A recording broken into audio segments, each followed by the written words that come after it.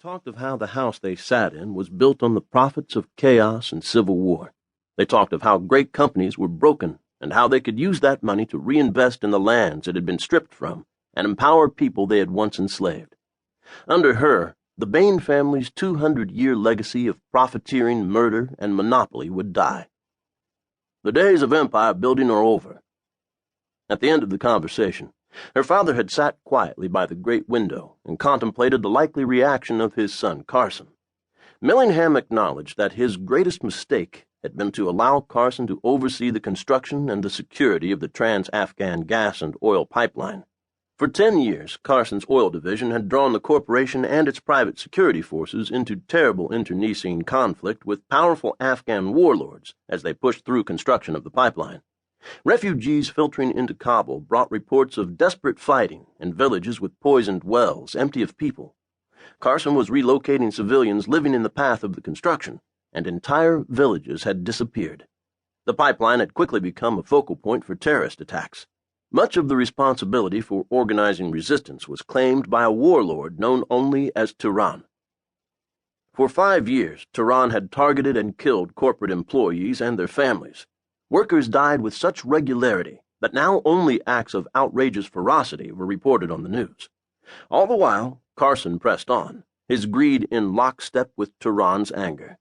The Baine family name was once again a byword for pain and suffering. "We can move forward together."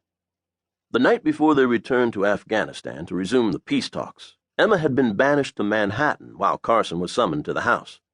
There, her father had stripped Carson of the oil division, a de facto suspension from the company.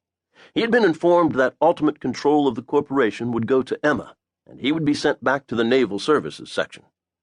Her father hadn't provided any further information on how Carson took the news, or even if he'd said anything at all.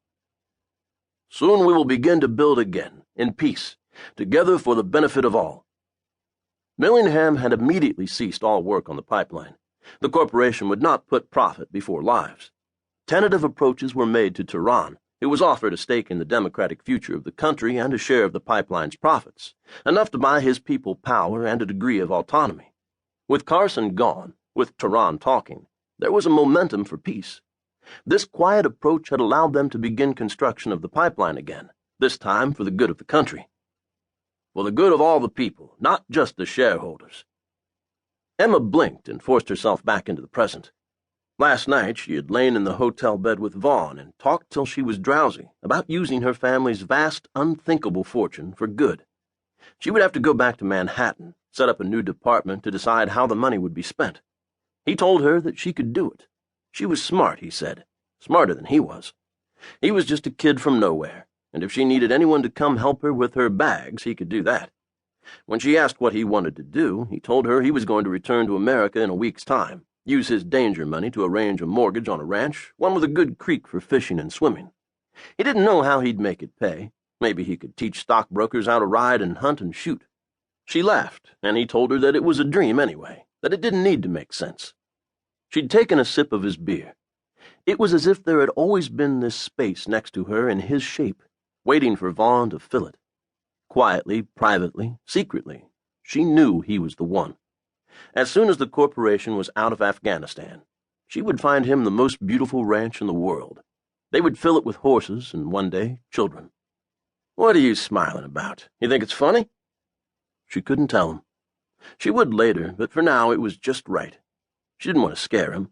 The future, the world, everything was so... "Please welcome my daughter, Emma Baine." Her stomach flipped as she rose to her feet to join her father. Vaughn beamed a broad smile, and her father, following her gaze to Vaughn, smiled also. Suddenly she was bumped forward. There was a commotion behind her. Was someone sick? A corporation bodyguard pulled his arm tight around her waist. "Move! Move!" Move where? He was pushing her back, away from the door, but there was nowhere to go. The crowd was too heavy. People were already screaming, running, crouching low. Why was everyone screaming? What had happened? No one seemed to be hurt. What was it? She stopped. In slow motion, she saw the guard pulling on her arm, his face contorted, his gun drawn. "Down!" She felt herself being punched sideways with an impossible force. The air left her lungs. Her first thought was that she didn't see the bomb. Her mind was calm and coldly logical, though she didn't seem able to make any kind of sound.